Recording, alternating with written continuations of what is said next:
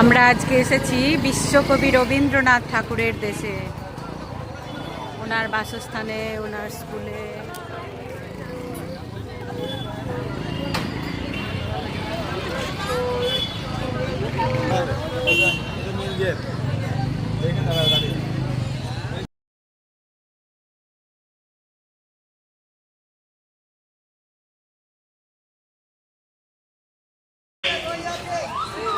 আমরা এসেছি শান্তিনিকেতন।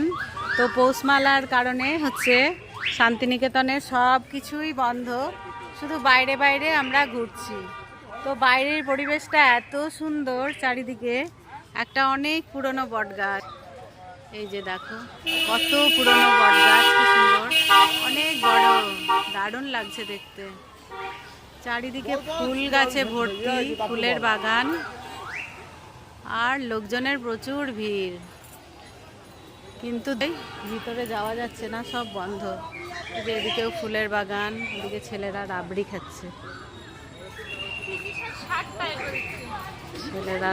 খাচ্ছে, এদিকেও ফুলের বাগান, খুব সুন্দর, চারদিকে শুধু গাছপালা আর গাছপালা। ফুলগুলো কত সুন্দর সুন্দর সুন্দর ফুল, গার্ডেনিং করা।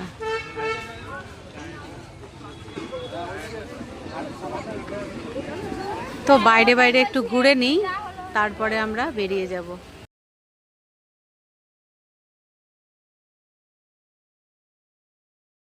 আমরা এসেছি শান্তিনিকেতনে। ফুলের বাগানটা সত্যি অপূর্ব, দারুণ।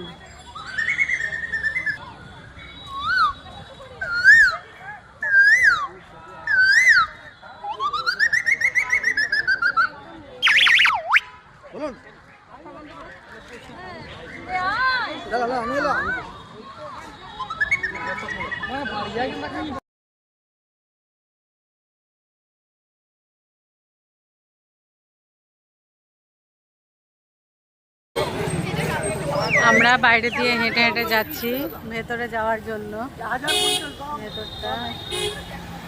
আর এদিকে হচ্ছে বাইরেটা, এদিকে লোকজন লাইন দিয়ে যাচ্ছে মেলাতে ঢোকার জন্য।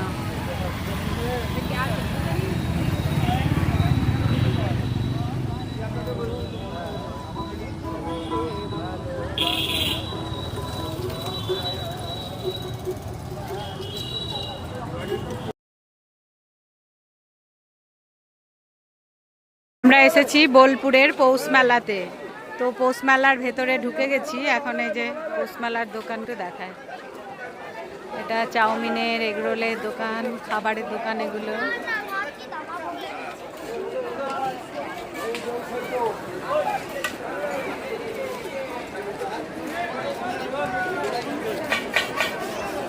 সবাই মিলে এসেছি। এই যে আমার দুই ছেলে আর হাজব্যান্ড আগে আগে যাচ্ছে।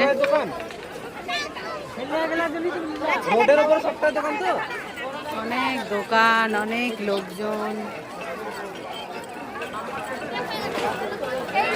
প্রচুর ভিড় এখানে।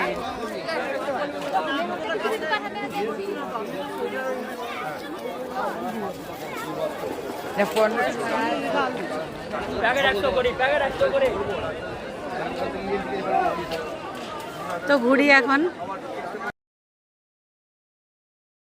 আমরা এসেছি এখন বোলপুরের পৌষ মেলাতে। এই যে এটা এন্ট্রান্স, এখন মেলার মধ্যে যাব।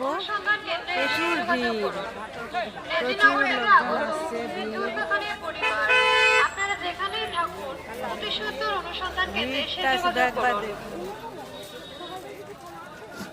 এটা হচ্ছে বোলপুরের পৌষ মেলার ভিড়, মানুষের ভিড় নেমে গেছে।